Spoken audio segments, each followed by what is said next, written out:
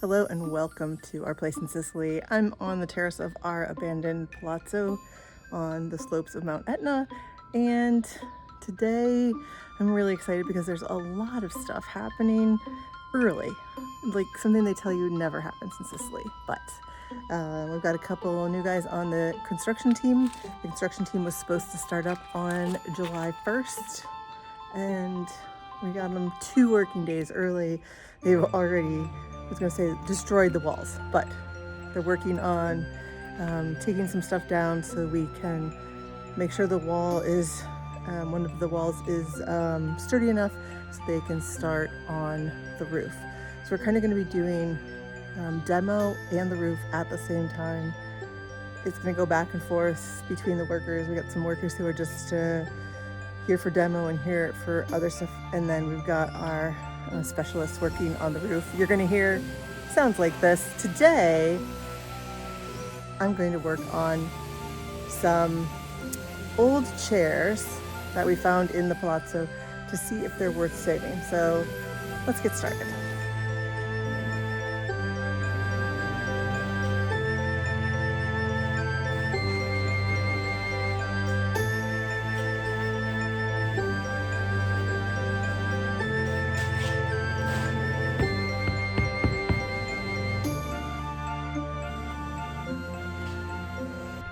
This is one of the chairs. We have 2 like this, and we have a couch that I'm thinking of saving. And when I have to be honest, when I first saw these, I was like, why would I save these?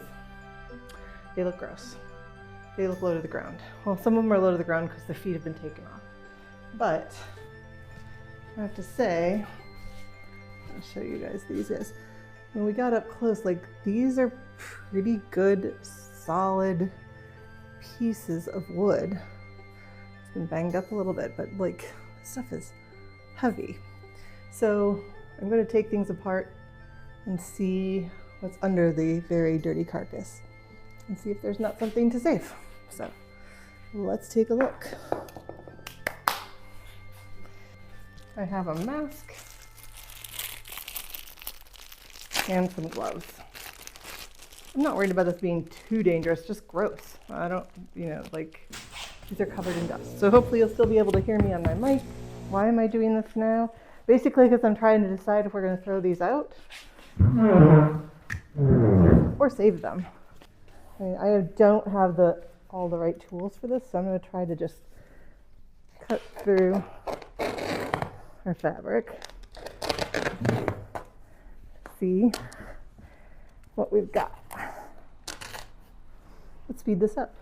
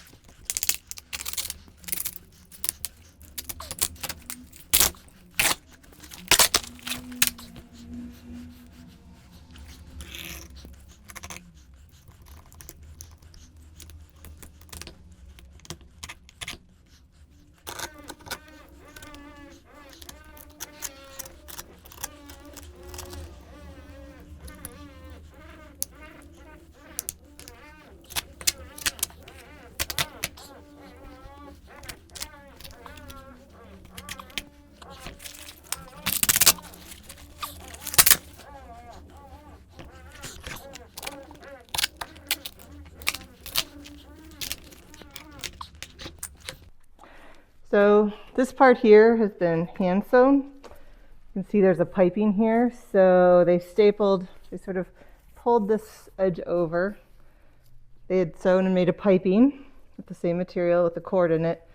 And then this would have been the last step, I believe, is using a sort of curved needle to sort of ladder stitch and I could be wrong on all this, but ladder stitch this into here, sort of in through to the other side of the piping, but you can't see it because the piping's down, and then back through this.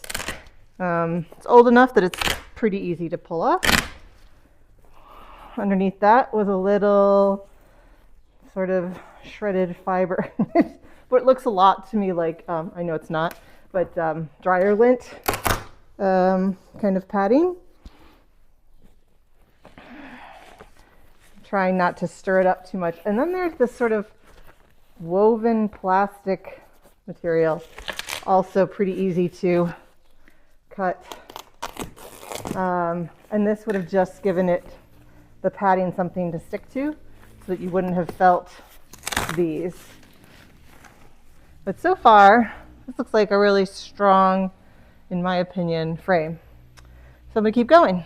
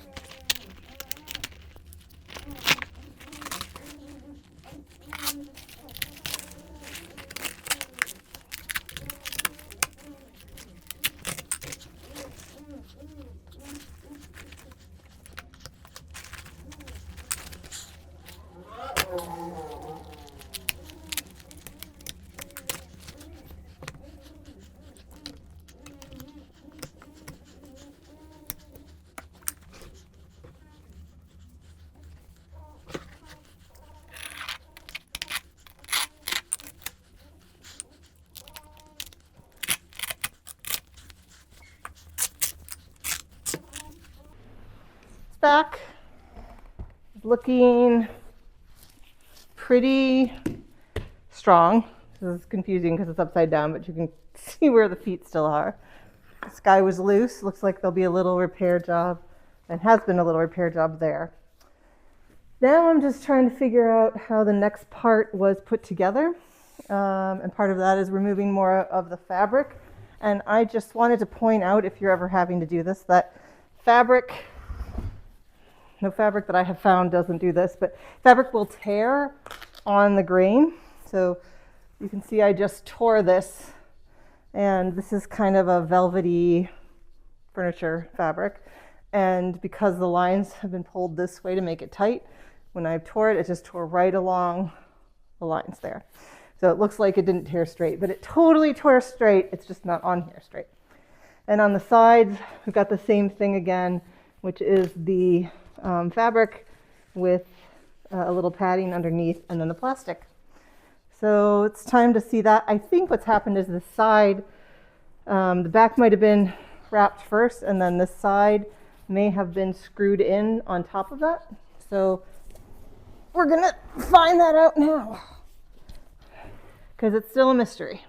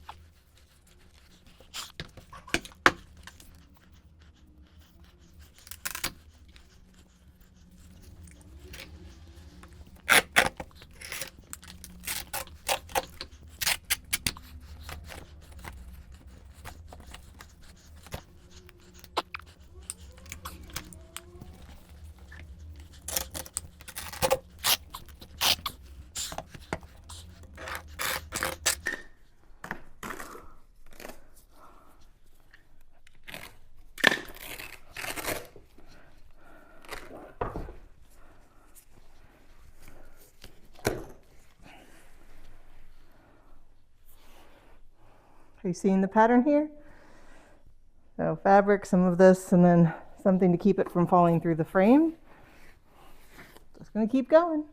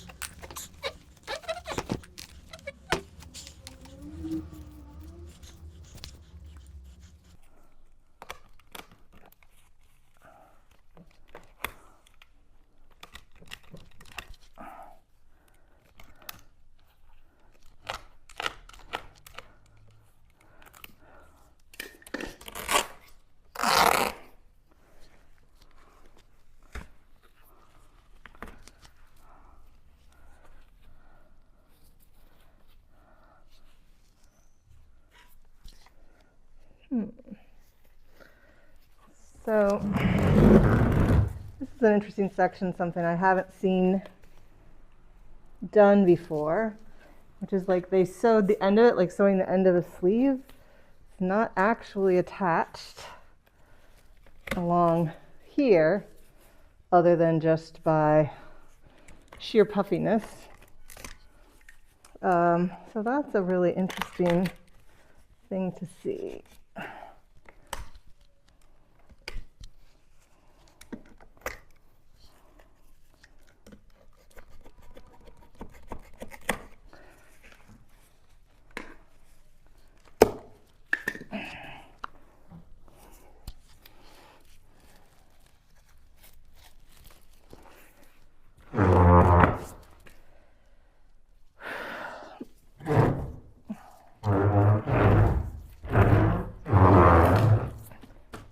Okay, so you're seeing pretty much the skeleton of this. It's looking pretty good. I'm going to bring you around to show you some stuff. I think I see enough to know that this is worth saving. I have the tools to most of the tools are better tools to take this apart, except they're in storage deep in a 15 by 12 foot box. So I'm going to see if I can find some better tools. A good pair of scissors would be good, that I'm not just trying to hack at it. Also, when you need to cut through foam, just a bread knife, a serrated knife, will cut through this much, much better, almost like butter. So let me show you some up close parts of this and what I have to consider. So first, I wanted to show you this part. So that was just sort of sewn over there. Looks like it's They've made it look like a piping, and then that was just stretched over this, and then once it was stretched over with filling, you really couldn't see that that was open. Other things, this webbing is still fairly tight. I mean, I would redo it all. This is something I haven't seen before. It feels almost like a rubber. All of this plastic looks newer. I'm wondering if this has been covered once before. And then the only thing that I'm worried about, which is the whole reason we took this off, is this. Seems to be the only place on the wood that exists, but to be clear, those are my fingers poking through.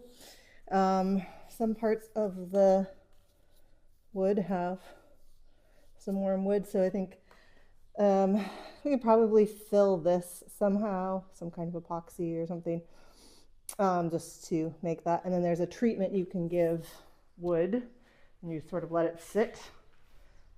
I always think of it as like the lice equivalent of wood. And then these guys here, I'm going to be careful when I take these out, because that is what is helping to hold these buttons and pull this fabric tight, and without pulling it right through from the other side, because if that wasn't in there, you could pull one of these tight. Interesting things I found.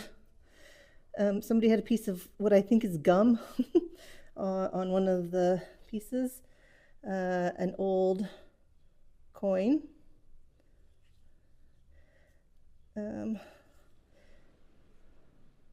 And a back of a remote control. So I just wanted to let you see these on the back. I've cut a couple of them off. This one's almost off. These two are off. And this is the tufting. All right, you're going to go upside down. And the tufting is just kind of like a little origami fold that the upholsterer is doing. Tucking these in, putting that there, bringing them both in evenly, and sewing in a button. And these are the little buttons. So these were handmade with button cover you could put on. I don't need to save these because I can't undo that, so I had to put a different button in. I do like the tufting, but essentially when these are all done, they don't even have to be tufted. And why am I saving these?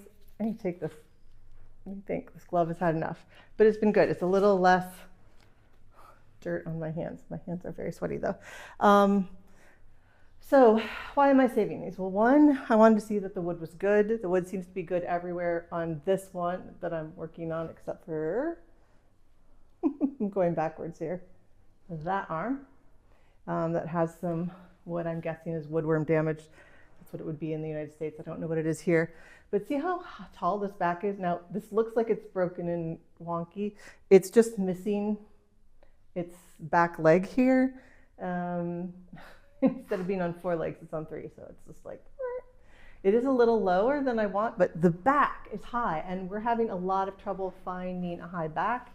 I'm not really interested in the idea of finding a vintage divan couch that doesn't look comfortable at all. I want something comfortable, and I could imagine that we could put the right kind of padding on this, that the sort of skeleton of these looks like it's pretty sound. And so we can do any little repairs that we need to do. We can have a really high back, these beautiful arms. Maybe we'd leave them wood, maybe we'd paint them, maybe we'd sand them and make them a new color. I don't know. But can you imagine this in like a cool chartreuse tufted? Doesn't have to be tufted, but we could tuft it. We could tuft it in a different pattern. Instead of 3 rows, we could do 2 rows. We could space them further apart. We could make it thicker. We can do all sorts of things and change up the pads to be like a really thick, firm foam, maybe some soft stuff on top so it would feel like it was higher. Maybe we can adjust these feet a little bit and make a taller foot. I don't know, but it's been hard for us to find something new that's tall. Right now, modern seems to be low, And we're tall people, and I want to be able to sit back and be cozy and not like have my chin back. So anyways, it's looking like this is a very positive thing to save these guys. I have a lot of cleanup work to do over there. I've got a bag. I got to put that all in there. I'm going to come back with maybe some scissors if I can find some good heavy-duty scissors, since mine are packed away. And sort of clean the rest of this off. Maybe bring in a serrated. Wow, that is just the dust. Holy cow, guys! Glad I was wearing the mask, even though I wasn't wearing goggles. So I think well done. I'm considering these two chairs, this one and the one I'm working on, for our reception area. Oh, let me put a picture of what that looks like. We just popped in 2 white ones, but like, what would you put on these? We could do something really fun. We could keep this reception area really lightweight. It's gonna have fun. Wow, guys, I am so, we'll just put this further away so you can't tell how dirty I am. Maybe we could do something gilded, because there'll be the gilded relatives in that room. You can check out coming up is another room by room of the reception room. And but I'm excited. I'm excited. There's only so many things I could do here. I'm a construction nerd. I've watched so many how to fix it, this old house, escape to the chateau. But this is construction I don't know. 2, I'm not strong like these guys are, like, let's face it. So I can appreciate their work. I like to understand how it is.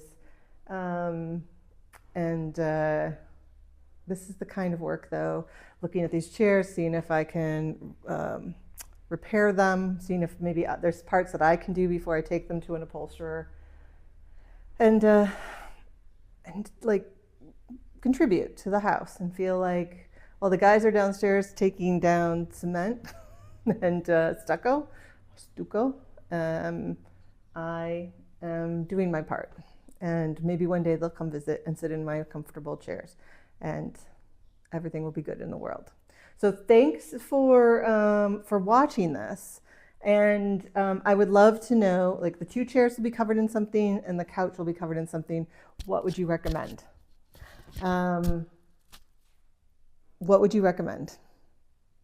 If you wanted to do something interesting, knowing that they're going to be tufted, so a pattern is going to be difficult, but texture, color, I don't know. What would you do? Would you give them a skirt? They don't have a skirt right now, which keeps them a little more modern, which is interesting for such an old chair.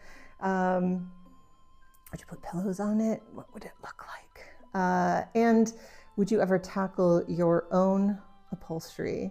I have done some upholstery, mostly just like seats, unscrew the seat, wrap it. I've done that, I don't know, probably 20 or 30 times. This is a little more difficult. I'm still trying to figure out how exactly it's put together, but what I'm getting to do is like learn. There's some interesting things about how they did this and in what order. So this tack strip here had the fabric that came up and around was under that. So it had lifted up, they tacked it in once, they tacked it in tightly a second time, and then pulled that fabric down off of that. Part of that ripped off when I was taking it apart. This part had been stretched first and that went under there. So it's like, I really should have been taking notes and said, you know, back first, then this, then that. But I'm learning new techniques.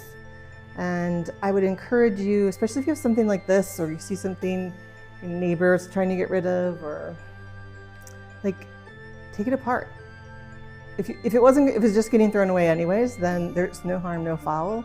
But if you could learn about how to do this, and you know, I'm pretty strong and I'm yanking at this, but if you had good, you know, scissors, fabric scissors, which I do have, or heavy duty scissors, which I do have, I just don't have them with me. This would be much, much easier. I'm using brute force instead of the right tools, which is always an option. So I encourage you to give this a try. And I look forward to filling you in on what's up. I can't wait to respond and read all your comments on colors and materials and stuff we could use. Until then, thank you so much. Please, if you like this, give this a thumbs up. If you're not already subscribed, we would love it if you subscribed. Let us know what other kind of stuff you'd like us to cover. And let's see what I rip apart next. Thanks so much. Ciao, ciao.